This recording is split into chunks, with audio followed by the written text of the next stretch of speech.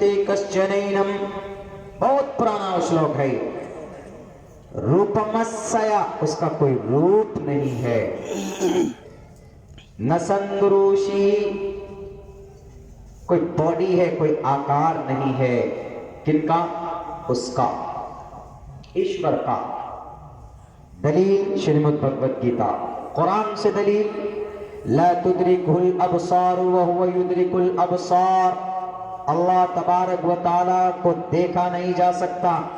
दुनिया की कोई निगाह अल्लाह तबारक व तआला को नहीं देख सकती, छू नहीं सकती, कोई हाथ उसको पकड़ नहीं सकता, इसलिए कि अल्लाह doesn't have, Allah does not have, Allah don't have any kind of body, any parts of bodies.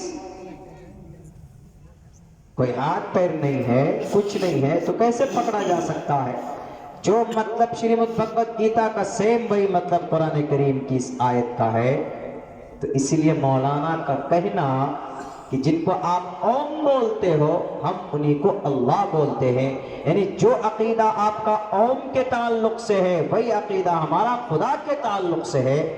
तो इसीलिए लड़ने और झगड़ने की कोई बात ही नहीं, ये मैसेज देना मकसद था। तो अब हजरत के पास टाइम नहीं होगा, मौलाना के पास, तो वो आगे चलते गए। दलाइल नहीं दी उन्होंने, तो मैं दे रहा हूं ना, मैं दलील दे रहा हूं, मैं उनका स्टूडेंट हूं। मैंने बुखारी, ये तिरमिजी, जिल्द सानी उनसे पढ़ी है, मौलाना अरशद मंदी साहब। मैं एक स्टूडेंट हूं उनका, एक छात्र हूं उनका, मैं दे रहा हूं दलील, इसको नोट कर लो। लोकेश मुनि साहब, अगर आपको नहीं आती है दलील, आप अलग अलग कर दिए, तो मैं पेश करता हूं दलील, हवाले दे रहा हूं। एक तो ये बात, ऊपर से कैसे अल्लाह और कैसे एक हो सकते हैं? अब तहकीक की बात, हमारे हिंदू भाइयों में 3 बड़े परमात्मा हैं। अगर यहां पे है तो पूछेगा कि क्या सही बोल रहा मौलाना Abdullah? am I wrong, you can correct me। क्या है? 3 बड़े परमात्मा, ब्रह्मा विष्णु शिव, ब्रह्मा विष्णु शिव।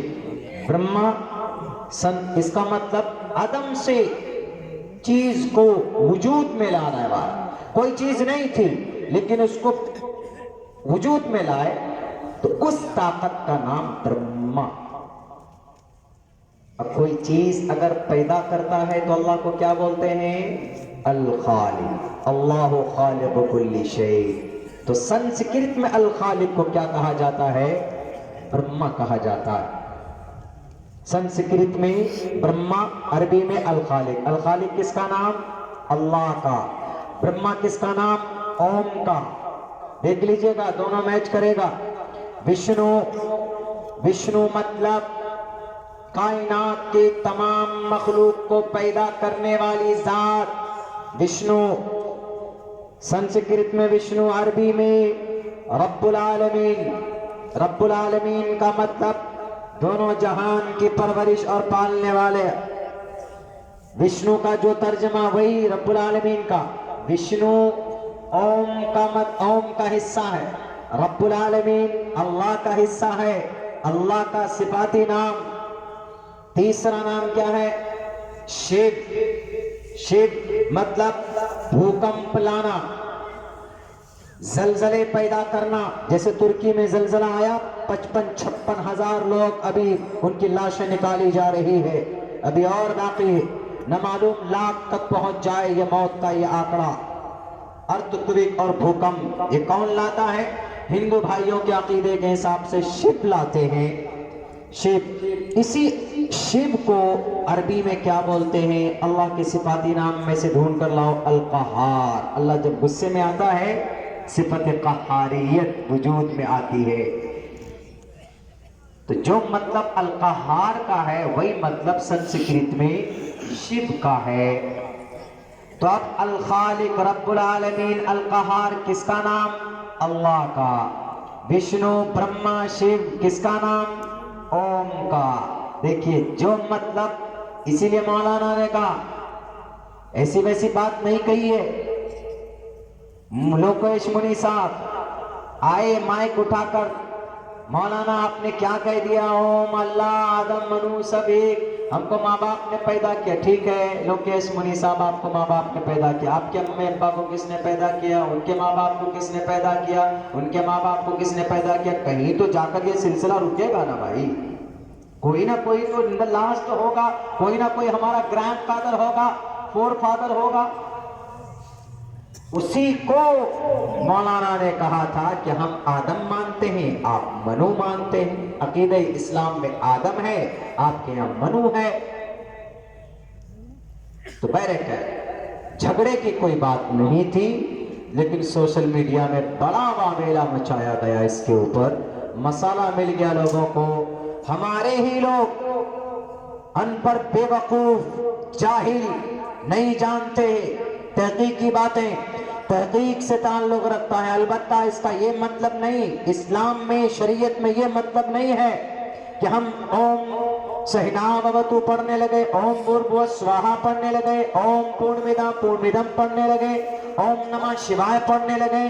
अब इस्लाम की शरीयत में, शरीयत इस्लाम में, कुरान में, शरीयत में आप इन अल्फाज को बतौर इबादत या बतौर पुण्य, बतौर तज़किरा, जिक्र, फायदा हासिल करने के लिए अलाउ नहीं है इस्लाम में।